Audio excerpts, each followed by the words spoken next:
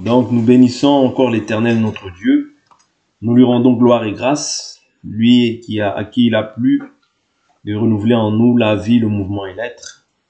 C'est une grâce, voilà pourquoi nous le célébrons, voilà pourquoi nous l'adorons, voilà pourquoi nous le glorifions. Et nous saluons aussi tous les sanctifiés partout dans le monde. Que la grâce et la paix de notre Dieu par Jésus-Christ de Nazareth vous soient multipliées. Alors, nous poursuivons notre enseignement sur le vrai berger face aux mercenaires. Prenons nos Bibles, on va commencer. Donc, le vrai berger face aux mercenaires. Donc, cet enseignement est beaucoup plus un enseignement pratique qui nous aidera à pouvoir discerner le vrai du faux. Okay? Le vrai du faux. Comment est-ce qu'un véritable serviteur doit se comporter? Quelles sont ses caractéristiques? Ouais. Quelle est la manière dont il doit se agir à l'égard des saints? Quel est l'enseignement qu'il doit apporter? Tout ça, ce sont des éléments qui nous permettent de pouvoir savoir si cette personne que nous avons en face de nous est vraie ou il est faux. Ouais. Et nous avons vu le mercenaire aussi, qui, parce que la Bible nous parle de ces choses-là, hein, dans la parabole du blé et de l'ivraie. La Bible nous dit que la mauvaise semence aussi, ouais, le diable vient et jette une mauvaise semence dans le champ et les deux doivent croître ensemble. Ok, doivent croître ensemble. Maintenant, cette croissance, c'est assez... lorsqu'on voit la semence, ça paraît identique. Mais lorsque les choses vont croître, c'est-à-dire qu'on commencera à voir maintenant le fruit. Ouais, le fruit de chacun va se manifester. Mais c'est le Seigneur, la Bible nous dit, laissez les deux croître ensemble. Ouais. Laissez les deux croître ensemble. C'est-à-dire que le Seigneur ne veut pas forcément que ces gens-là puissent mourir. Parce que le Seigneur, dans un premier temps, ne désire pas la mort du méchant, mais désire que le méchant se repente afin qu'il ait la vie. Mais si néanmoins il ne se repent pas, parce que le Seigneur ne retarde pas sa promesse, mais il use de patience afin que tous les hommes aient la connaissance, la connaissance du salut et qu'ils parviennent à la connaissance de la vérité. Donc c'est ça la volonté de Dieu. Donc ne souhaite pas la mort du faux prophète. Parce qu'il doit être là aussi, prophétiquement parlant, ils doivent être là. Parce que le blé et l'ivraie doivent croître dans le même champ. Le champ, c'est le monde, le champ, c'est l'église. Ouais, ils doivent croître. Et Paul le dit, poussé par l'esprit. Je sais qu'après mon départ s'introduiront des loups qui n'épargneront pas la bergerie. Donc, ces choses-là doivent arriver pour que nous puissions confirmer les écrits apostoliques, les écrits même que Jésus a transmis par le biais de ses apôtres. Ok? Donc le blé et l'ivraie doivent croître dans un même champ. Mais on les reconnaîtra toujours par leurs fruits. D'accord? Ça c'est très important. Maintenant, là on va prendre encore quelques aspects. Je suis dans Matthieu chapitre 9, verset 35.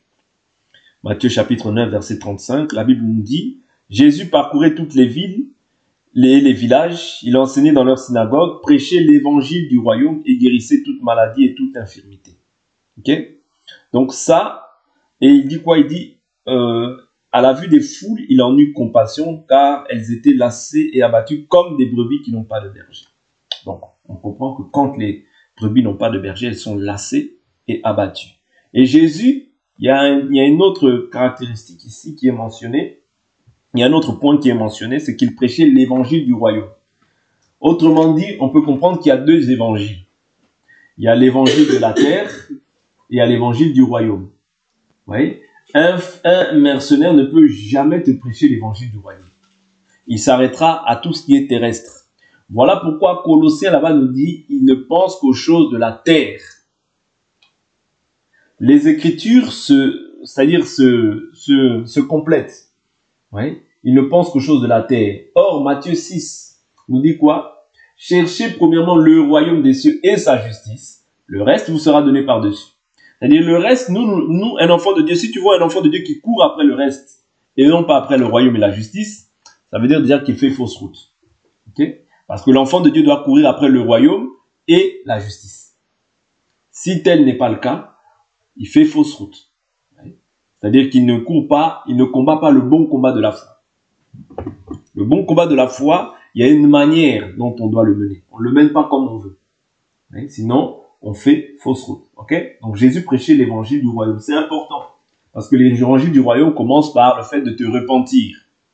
Repentez-vous et que chacun soit baptisé au nom du Seigneur Jésus-Christ et vous recevrez le don du Saint-Esprit. Cette promesse est pour vous et pour tous ceux en aussi grand nombre que le Seigneur appellera partout dans le monde. Vous voyez? Donc c'est très important de comprendre que c'est par là que commence en fait l'évangile du royaume. Et une fois que Christ vient habiter en toi, la Bible nous dit, Luc 17, 21, on ne dira plus le royaume des cieux est ici où il est là, car le royaume des cieux est au-dedans de vous. Ok? Le royaume de Dieu est au-dedans de vous. C'est-à-dire, une fois que maintenant tu as le royaume, tu vis dans la justice, le reste va t'accompagner. Ok? Sans effort, sans faire plein de choses, le reste t'accompagne. Ok? Donc c'est comme ça et pas autrement que les choses se font étant dans le Seigneur Jésus-Christ. Alors, je prends une autre écriture qui va nous aider. Je prends une autre écriture. Je vais prendre le livre de...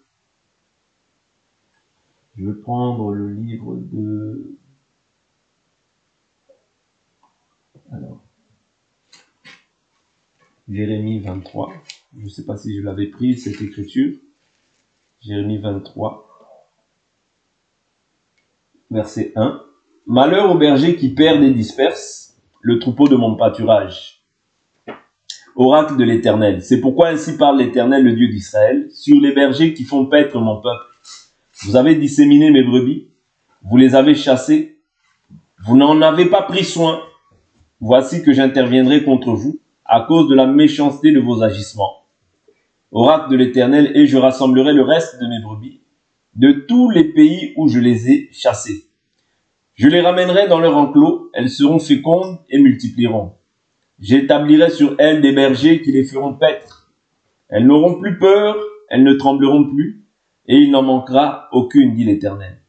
Voici que les jours viennent, oracle de l'Éternel, où je susciterai à David un germe juste. Il régnera en roi et prospérera. Il pratiquera le droit et la justice dans le pays. En son temps, Juda sera sauvé. Israël aura la sécurité dans sa demeure, et voici le nom dont on l'appellera, l'Éternel, notre justice. C'est pourquoi, voici que les jours viennent, oracle de l'Éternel, où l'on ne dira plus l'Éternel est vivant, lui qui a fait monter du pays d'Égypte les Israélites, mais on dira l'Éternel est vivant, lui qui a fait monter et qui a ramené la descendance de la maison d'Israël, du pays du Nord, de tous les pays où je les avais chassés, et ils habiteront leur territoire. Ok? Donc ici, il est fait mention des faux qui ne prennent pas soin, en fait, du troupeau de l'Éternel. Ok? Du troupeau de l'Éternel. Je prends encore toujours le même passage, mais je vais sauter. Alors, je prends le passage, verset 9. Il dit, « Ô prophète, mon cœur est brisé au-dedans de moi.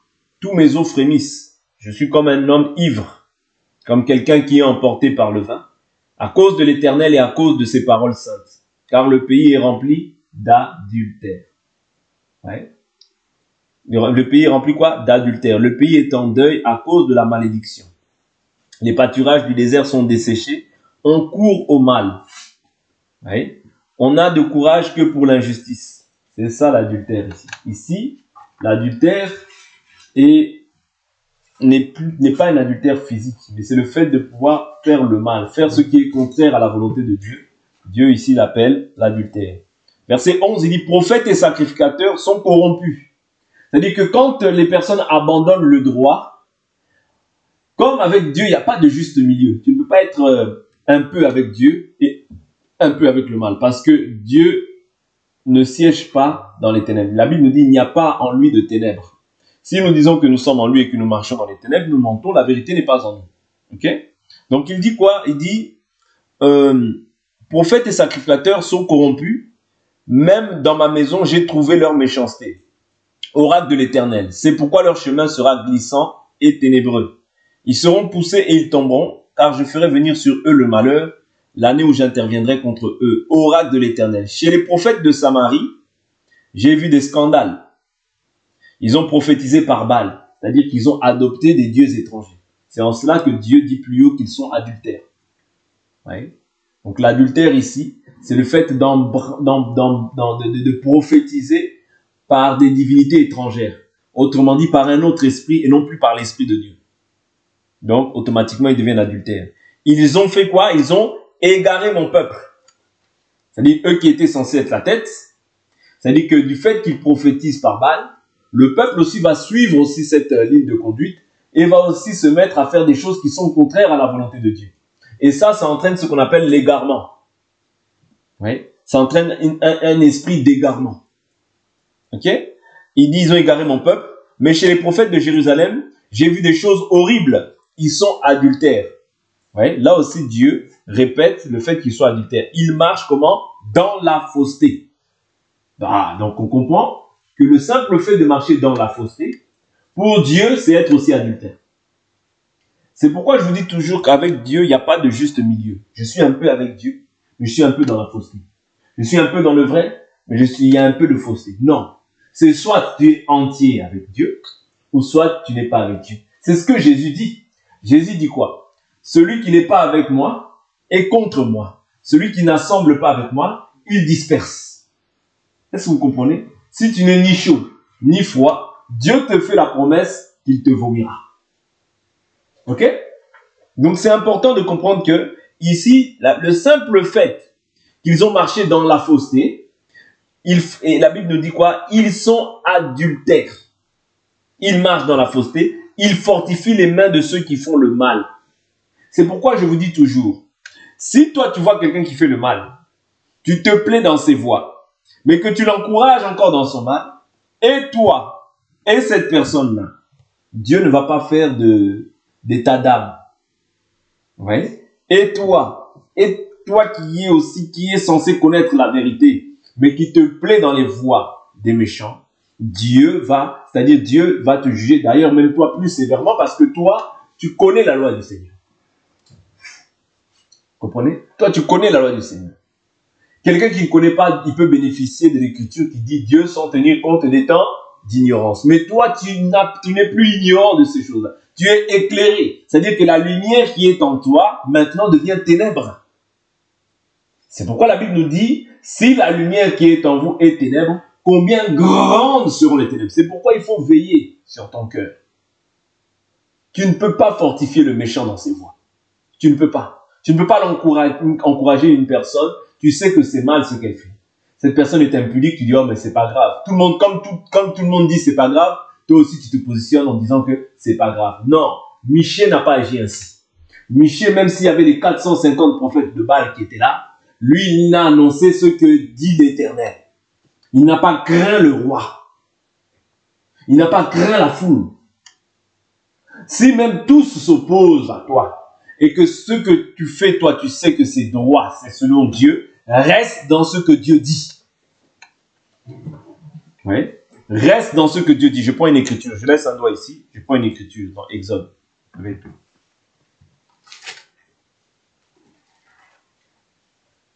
Sinon, tu montes. Alors, Exode chapitre 23, verset 2. Tu ne suivras pas la multitude pour faire le mal, et tu ne déposeras pas tu ne déposeras pas dans un procès en te mettant du côté de la multitude pour violer la justice. Je reprends. Exode chapitre 23, verset 2. Tu ne suivras pas la multitude pour faire le mal, et tu ne déposeras pas dans un procès en te mettant du côté de la multitude pour violer la justice. Il y a des gens au jour d'aujourd'hui, par exemple, cette personne-là a un mari. Elle voit bien que son mari fait le mal. Ouais, elle voit bien que son mari fait le mal. Ou bien, une personne qui a une femme, il voit bien que sa femme fait le mal, mais il ne se met pas du côté de la justice. C'est-à-dire ni chaud ni froid. Ou bien elle ne se met pas du côté de la justice. C'est-à-dire elle préfère protéger son mari au détriment de la justice. Non. Quand tu fais ça, tu tues un juste. C'est-à-dire tu abolis une écriture. Est-ce que vous comprenez? C'est-à-dire que quand le mal est là, nous on doit se positionner toujours du côté du bien. Et le bien c'est Dieu. Le bien c'est cette parole. Je ne peux pas me positionner du côté du mal pour plaire à quelqu'un. Non. Non. Vous voyez? Ça veut dire qu'il y a déjà une idole que tu as installée. Oui. Que ce soit ton mari, que ce soit ta femme, que ce soit tes enfants, que ce soit un frère, qui que ce soit, tu dois toujours te positionner du côté de la justice. La justice, c'est Dieu. Ouais. Qui que ce soit, même si tu es un ami que tu aimes de tout ton cœur, positionne-toi du côté de la vérité. Même s'ils sont tous contre toi, accepte de souffrir pour la vérité te défendra. Est-ce que vous comprenez? Mais n'accepte pas de faire autre chose que ce que Dieu dit, parce que tu en paieras les conséquences. Et ce sera pire. C'est ainsi que l'Écriture nous dit, tu ne te mettras pas du côté de la foule. Oui. Tu ne peux pas aussi prendre parti pour ton fils. Si ton fils, par exemple, fait quelque chose qui est mal, tu dois condamner le mal. Tu ne peux pas te dire, oh, maintenant, comme c'est mon fils, je dois aussi le... Non, non, non. Quand c'est mal, on condamne le mal. Parce que nous sommes établis pour la vérité, pas pour le mensonge.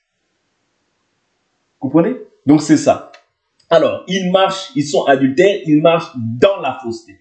Ils fortifient les mains de ceux qui font le mal, afin qu'aucun ne revienne de sa méchanceté. Souvenez-vous, il y a une écriture qui me vient à l'esprit. Élie, le sacrificateur, il a vu ses enfants faire le mal. Hein? Il a vu ses enfants faire le mal.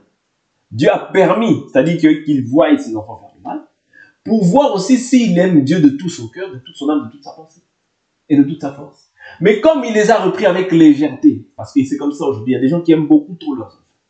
On les reprend dans la légèreté. Oh, mais ce que tu fais n'est pas bien. Non. Quand il y a le mal, on doit reprendre avec sévérité. En conformité aussi avec le mal que la personne a fait. C'est-à-dire, je ne peux pas être doux quand les gens vivent dans la débauche. Non. Quand les gens vivent dans la débauche, en fonction de cette débauche-là, je veux aussi agir avec la même rigueur, c'est avec la sévérité qui est liée à ton péché. Pourquoi? Parce que si tu ne le fais pas devant Dieu, quand tu aimes beaucoup ton enfant, c'est bien, c'est pas mauvais d'aimer ses enfants. Mais à cause de cela, Élie est mort. Et pas seulement lui. Vous voyez? Pratiquement toute sa famille sont morts. Pourquoi? Parce qu'il n'a pas su honorer Dieu. Honorer Dieu, c'est quoi? Quand on honore Dieu, c'est-à-dire qu'on fait quoi? On se dit qu'on met la parole au détriment même de ma vie. Je mets cette parole-là au-dessus de tout le monde. Ouais.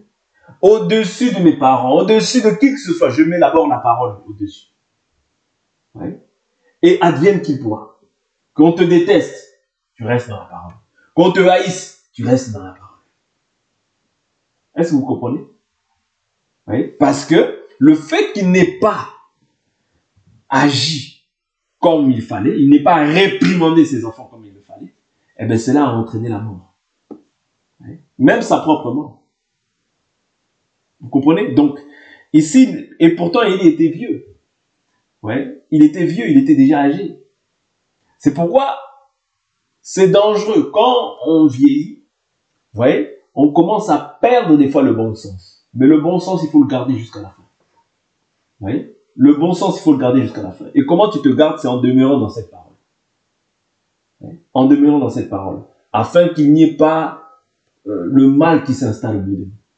Oui? Parce que c'est très important. C'est très important. Si nous voulons conserver la présence de Dieu, il faut veiller même à ces petites choses. Même les petites choses qui peuvent sembler être rien. Non.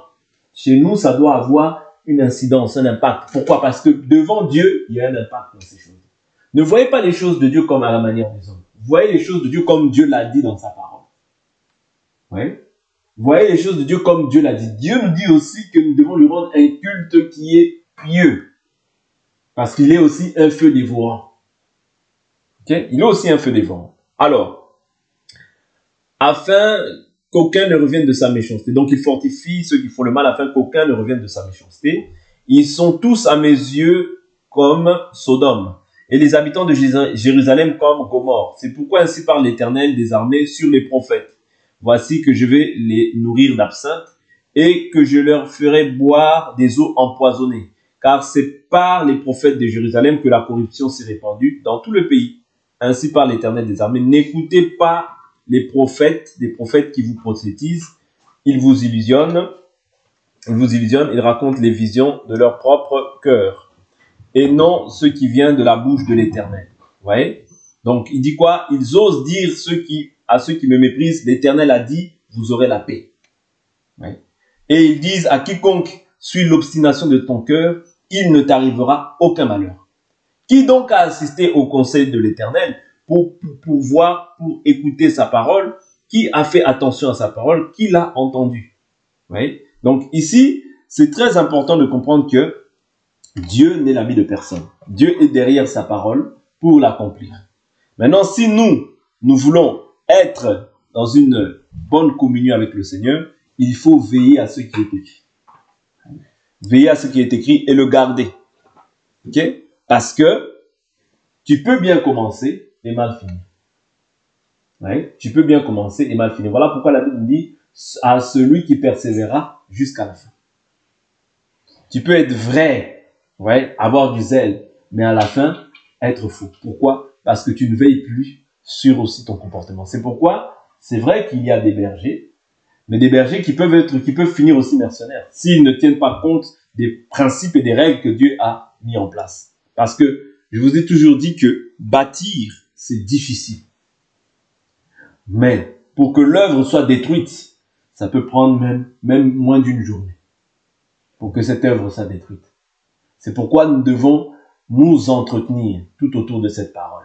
Ouais. Nous entretenir au travers de cette parole, veiller à ce que nous entendons, veiller sur nous-mêmes, parce que aujourd'hui, on peut parler d'un tel, de l'autre, mais toi-même, tu dois prendre la peine de d'abord veiller sur toi-même. La Bible dit, examinez-vous vous-même pour savoir si vous êtes dans la foi. C'est bien beau de pointer le doigt les autres. C'est bien beau de dire, oh, celui-là, celui-ci. Mais toi-même, examine-toi tous les jours. Toi-même d'abord, parce que l'examen, ce sera pas... Souvent, les gens aiment se dire, oui, mais eux, oui, mais eux, oui, mais eux, oui, mais eux. Oui, c'est bien. À force de regarder les autres, tu ne te regardes plus toi-même. Et tu penses que toi, tu es arrivé. Et c'est ça le piège de Satan. Que tu puisses regarder les autres. Oui, mais eux, oui, mais eux, oui, mais eux. Et toi-même, tu ne te regardes plus. Tu ne te regardes plus. Tu ne vois plus ton péché. Tu ne confesses plus tes péchés. Vous voyez? Tu peux faire le mal, mais tu te dis, oh, c'est pas grave. Vous voyez pourquoi? Tu commences à perdre la sensibilité. C'est très dangereux aussi. Quoi que nous parlions des faux bergers, et c'est vrai qu'il y en a, et que nous devons en parler, quoi que nous parlons des vrais bergers, c'est vrai qu'il y en a, parce que Dieu a dit qu'il gardera un reste. Ouais, il y a 7000 qui n'ont pas fléchi les genoux devant Baal, c'est une réalité, mais néanmoins, veille avant toute chose sur toi-même. Veille sur ta conduite. Est-ce que les choses que tu avais, quand tu as commencé, et jusqu'à maintenant, est-ce que tu vois qu'il y a une évolution? Est-ce que tu vois que tu stagnes? Est-ce que tu vois que tu as régressé? Tout ça, c'est une manière de veiller. Parce que nous sommes appelés à aller de gloire en gloire, de progrès en progrès. Ouais, c'est ça l'évangile. C'est comme un enfant. Aujourd'hui, tu le vois, il a 1 an. Demain, il a 2 ans. Demain, il a 3 ans. Demain, 5 ans, 6 ans, 7 ans. C'est-à-dire, ce sont des étapes qui sont liées à la croissance. De la même manière aussi, dans l'étape et dans la vie d'un enfant de Dieu, on doit voir cette croissance-là qui est manifeste. Si cette croissance-là n'est pas manifeste, il y a un problème dans sa vie. Vous comprenez? Parce qu'on doit voir cette chose, on doit voir cette croissance. On doit voir quelqu'un qui hier ne parvenait pas à faire telle chose, aujourd'hui elle parvient à le faire. Pourquoi? À cause de cette parole. Oui? Cette parole qui est esprit et vie, qui doit produire la vie dans ton esprit, mais aussi dans ta conduite, comme ça, dans la marche. Quand on voit la vie. Oui? Tu dégages une odeur de vie pour ceux qui sont destinés à la vie, mais une odeur de mort pour ceux qui sont destinés à la mort. Mais si tu es toujours dans les mêmes choses qui est, attention.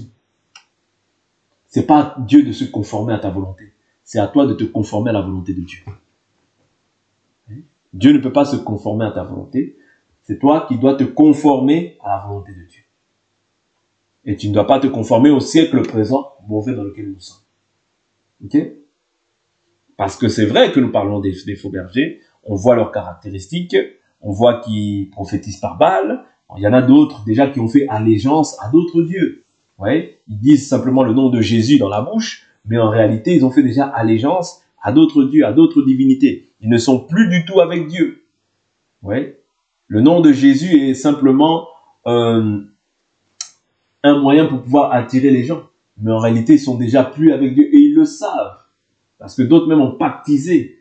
Ouais, ils ont signé un pacte avec le diable. D'autres l'ont fait. Ouais. Mais nous devons rester focalisés sur Christ. Restons focalisés sur Christ. Alors, au verset 21, il nous dit quoi? Il dit, « Je n'ai pas envoyé ces prophètes, et ils ont couru. Je ne leur ai point parlé, et ils ont prophétisé. S'ils avaient assisté à mon conseil, ils auraient dû faire entendre mes paroles à mon peuple. » Ah. Quand tu assistes au conseil de Dieu, le conseil de Dieu, c'est quoi? C'est les paroles que Dieu a annoncées. C'est ça qu'on appelle le conseil de Dieu. Selon Actes chapitre 20, Paul dit, « Je vous ai enseigné tout le conseil de Dieu. » C'est simplement en fait la parole qu'on nous a transmise. Ouais. C'est ça les conseils de Dieu. Ouais. Donc quand tu assistes au conseil de Dieu, tu ne peux pas transmettre ta propre parole. Ouais. Mes pensées, Ésaïe 55, ne sont pas vos pensées. Mes voix ne sont pas vos voix. Ouais. Donc la pensée de Dieu, Dieu l'a résumée dans sa parole. Au commencement était la parole était avec Dieu, la parole était Dieu. C'est-à-dire, le conseil de Dieu, c'est ce qu'il dit dans sa parole. Donc, quelqu'un qui a assisté au conseil de Dieu ne peut que répéter ce qui est écrit dans la parole. Voilà pourquoi l'Écriture dira dans l'Apocalypse chapitre 22, « À celui qui ajoutera, j'ajouterai les clés décrites dans ce livre. Celui qui retranchera, je retrancherai aussi sa part de l'arbre de vie. » Très important. Tu ne peux pas ajouter. Tu ne peux pas retrancher. Parce que ce que Dieu veut, selon 1 Thessaloniciens chapitre 4, c'est notre sanctification. Et que nous nous abstenions de toutes sortes de mal. Ouais. Que nous soyons saints comme il est saint. Que nous soyons parfaits comme il est parfait. Et la perfection, comme je vous l'ai dit, passe par le ministère de la parole. C'est-à-dire que Dieu précède des personnes pour pouvoir, auprès de qui il a mis un dépôt, pour pouvoir communiquer une grâce à ceux qui l'entendent. C'est pas moi qui le dis. Lorsque nous prenons le livre de Luc, Luc chapitre 10, verset 16, Luc 10, verset 16, l'Écriture nous dit quoi? Celui qui vous écoute, m'écoute. Et celui qui vous rejette, me rejette. Et celui qui me rejette, rejette celui qui m'a envoyé. Donc Jésus, en quelque sorte, se duplique. Ouais. Se duplique dans la vie de ses ministres.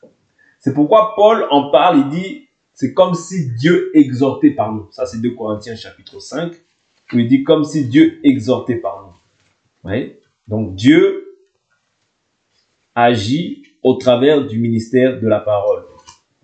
2 Corinthiens chapitre 5, verset 20, il dit,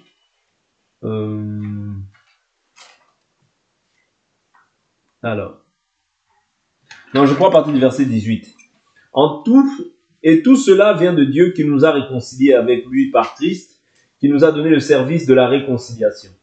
Donc, le ministère de la parole, c'est pour réconcilier les hommes avec Dieu. Ok? Car Dieu était en Christ, réconciliant le monde avec lui-même. Vous voyez? C'est-à-dire, Dieu était en Christ, il faisait quoi? Il réconciliait le monde avec lui-même.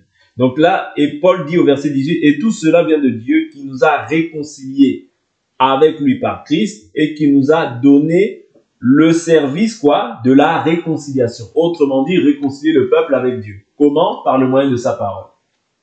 Ouais. Par le moyen de l'annonce de ce que Dieu veut. C'est-à-dire que quand tu connais maintenant ce que Dieu veut et que tu le mets en pratique, tu es réconcilié avec Dieu et tu as la paix avec Dieu. Mais tant que tu ne te conformes pas à la volonté de Dieu, tu vis encore selon la chair. Et la Bible nous dit, si vous vivez selon la chair, vous allez mourir. Mais si par l'esprit vous faites mourir les actions du corps, vous vivrez. C'est-à-dire que le but ou la raison pour laquelle Dieu envoie le ministère de la parole, c'est pour réconcilier les hommes avec Dieu. Oh non, moi je reste dans mon coin, je suis réconcilié avec Dieu, c'est bon, c'est bon, c'est bon. Ah bon? On verra par la suite. Okay? On verra par la suite. C'est une question de temps.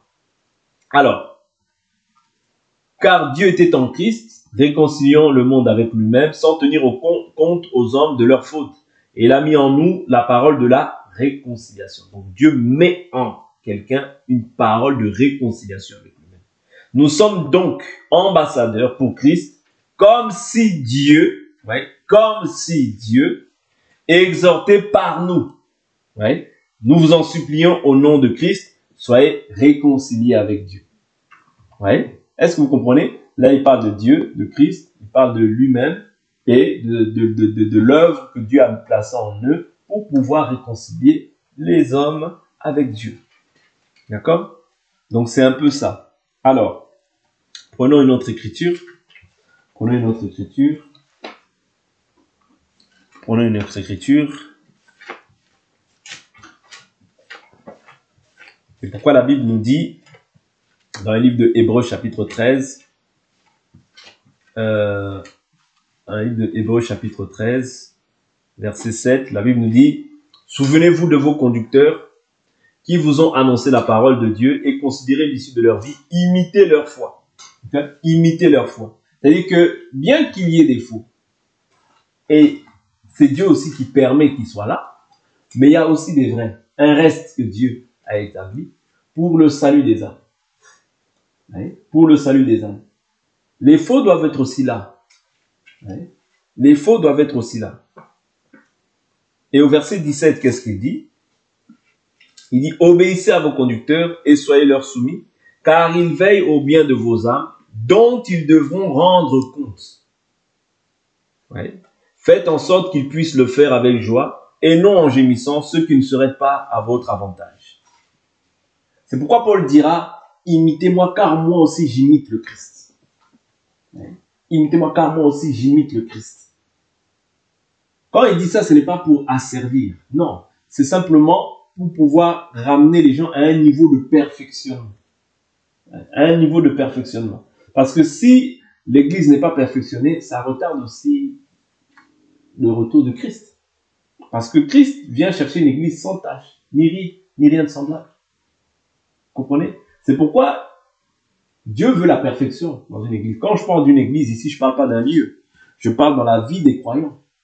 Dans le corps. Parce que Christ vient récupérer son corps. L'église véritable, l'église qui se sanctifie. Pas toutes les églises. Parce que nous sommes tous là, à la surface de la terre, il y a la Vierge folle, il y a la Vierge sage. Et nous, il faut que nous soyons Vierges sages. Et pour être Vierge sage, il faut que l'huile ne manque pas sur notre tête. L'huile qui représente le Saint-Esprit. Il faut qu'en tout temps, nos vêtements soient blancs. La blancheur qui représente la pureté, la sainteté. Ouais. C'est-à-dire qu'il faut que nous soyons purs et saints pour pouvoir aller à l'enlèvement. C'est-à-dire qu'il faut que la doctrine que nous prêchons, que tous, nous puissions la mettre en pratique pour le salut de notre âme. Pour le salut de l'âme de chacun d'entre nous. Ouais. Dieu ne va pas changer sa parole. Dieu restera le même. Ouais. Quoi qu'on peut dire tout ce qu'on peut dire, mais Dieu reste le même. À nous maintenant de faire un effort, comme je vous dis, de mettre la parole en pratique pour notre salut. Quoi qu'il y ait des mercenaires, quoi qu'il y ait des bergers, mais efforçons-nous. Efforçons-nous de pratiquer la parole. Le Seigneur revient bientôt. Le Seigneur revient bientôt. Ce n'est pas un jeu, ce n'est pas une blague. Le Seigneur revient bientôt. Ok? Alors, je prends encore quelques autres écritures rapidement.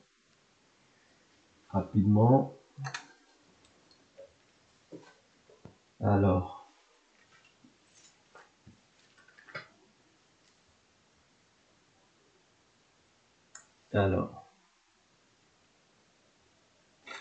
ça j'en ai parlé tout à l'heure. Il y a deux. J'en ai parlé tout à l'heure. Alors,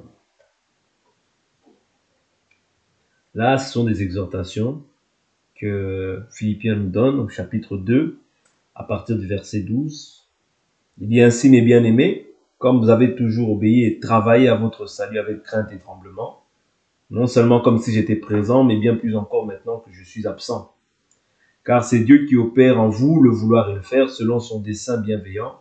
Faites tout sans murmure ni discussion pour être irréprochables et purs, des enfants de Dieu sans reproche, au milieu d'une génération corrompue et perverse, parmi laquelle vous brillez comme des flambeaux dans le monde. Vous voyez, ce que Dieu veut, c'est ça, c'est-à-dire que au milieu du monde, que nous puissions briller. Parce que la Bible nous dit on ne met pas la lumière sous le boisseau, mais on la met sous le chandelier afin qu'elle puisse prier. Ouais, une ville située sur les montagnes ne peut être cachée. C'est-à-dire que toi, tu es une lumière à la face de la terre. Dieu veut voir maintenant que tes œuvres bonnes, afin que par ces œuvres-là, Dieu soit glorifié. Et que les gens puissent se repentir de leurs mauvaises œuvres et venir dans le camp de Dieu. C'est ça le rôle d'un chrétien sur cette terre. Ce n'est pas d'être ténèbres comme les autres. Le rôle d'un chrétien sur cette terre, c'est que quand tu reçois cette parole, tu as reçu Christ, et maintenant Christ doit faire aussi un travail dans ton cœur, oui, dans ton âme et dans ton corps. Oui. Parce que l'écriture est claire. Celui qui vous écoute, m'écoute. Et celui qui m'écoute, écoute celui qui m'a envoyé. C'est-à-dire que tu écoutes Dieu en réalité. Et Dieu veut que tu brilles. Dieu veut que tu ne sois plus ténèbres. Pas briller à la manière du monde, non.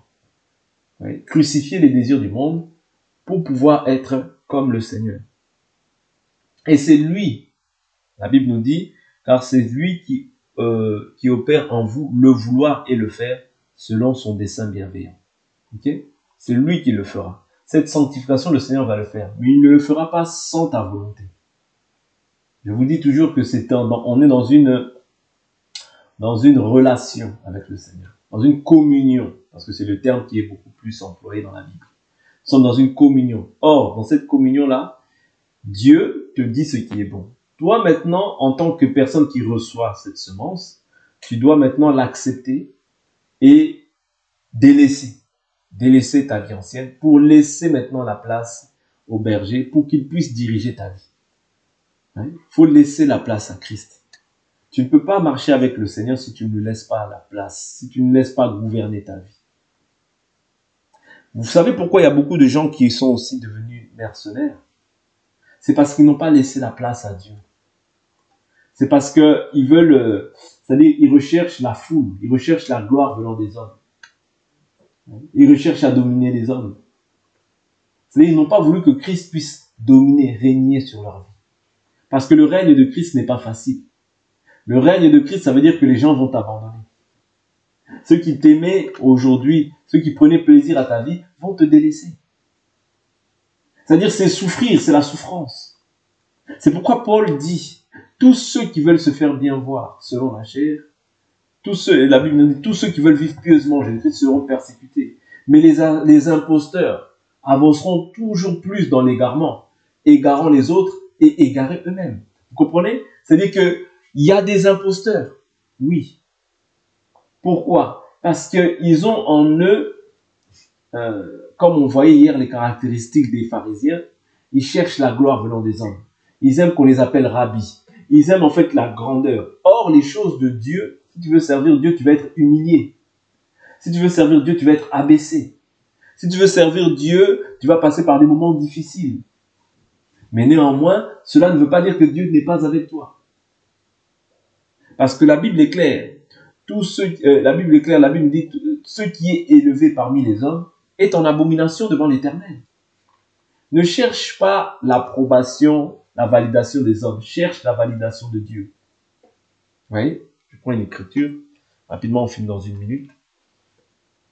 Ne cherche pas la validation des hommes. Cherche la validation de Dieu. Et la validation de Dieu, croyez-moi, elle vient par la souffrance. Vous voyez? Un serviteur qui n'aime pas la souffrance, ce n'est pas un serviteur.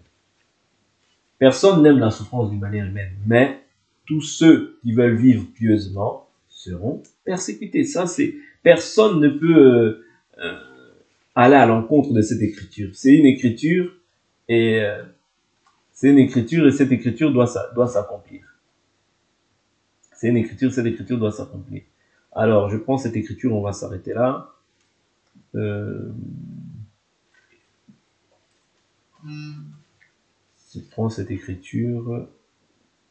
Ce n'est pas celui qui... Je crois que c'est 2 Corinthiens. 2 Corinthiens.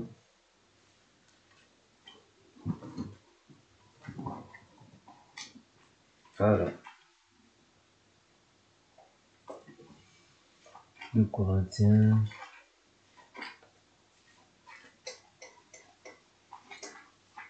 C'est 2 Corinthiens ou 1 Corinthien qui parle de ça? Ce n'est pas celui qui a approuvé des hommes, mais celui que tu approuves. Ah, voilà. 2 Corinthiens chapitre 10, je prends à partir du verset 18. L'Écriture nous dit, je prends à partir du verset 15. Nous ne nous glorifions pas hors de toute mesure des travaux d'autrui, mais nous avons l'espérance, si votre foi augmente, de devenir encore plus grand parmi vous, dans notre propre domaine, en évangélisant les contrées situées au-delà de chez vous, au lieu de nous glorifier de ce qui a déjà été fait dans le domaine des autres. Que celui qui se glorifie dans le Seigneur. Car ce n'est pas celui qui se recommande lui-même qui est approuvé. Écoutez bien, ce n'est pas celui qui se recommande lui-même qui est approuvé, c'est celui que Dieu, c'est celui que le Seigneur recommande. Okay? C'est le Seigneur qui recommande les gens. Quand Corneille a reçu la visite de l'ange, c'est le Seigneur qui a recommandé Pierre. C'est pourquoi je vous dis souvent que, en vérité, on ne cherche pas un serviteur. Toi, tu pries Dieu et Dieu lui-même va te recommander auprès de tels serviteurs. Pourquoi aussi les gens sont beaucoup déçus? C'est parce qu'ils n'attendent pas l'aval de Dieu. Ouais. C'est-à-dire qu'ils veulent aller par eux-mêmes, chercher les églises, aller par eux-mêmes. Après, ils subissent des choses atroces par les mercenaires qui sont établis dans ces lieux-là. Et après, ils disent, c'est fini, en fait, les fausses choses de Dieu, c'est du mensonge. Les choses de Dieu, ils commencent à blasphémer. Vous voyez? Or, Dieu n'a pas menti. Dieu ne t'a pas recommandé auprès de cet homme. Comprenez? Et quand c'est pas Dieu qui recommande, eh ben, tu sortiras toujours déçu de ces choses-là. Que la grâce et la paix de notre Dieu vous soient multipliées au nom de Jésus. On va s'arrêter, on va prier.